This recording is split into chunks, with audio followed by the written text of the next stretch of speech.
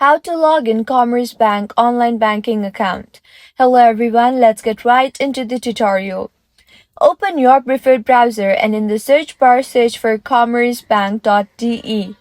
You will be led to the official page of Commerz Bank. The first and foremost thing that you have to do is change the language to English in case you do not understand the language, since it is in German.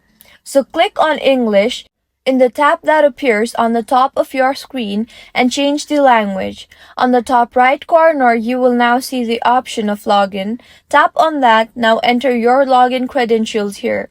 Enter your username and your PIN code.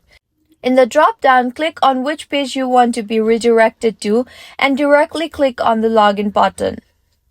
With this, you will be logged into the Commerz Bank online banking account. Just in case if you have forgotten your login details, you can always click on the Forgot Your Login button and get back the access to your account. If you find this tutorial helpful, do subscribe to our channel. Thank you for staying with us until the end.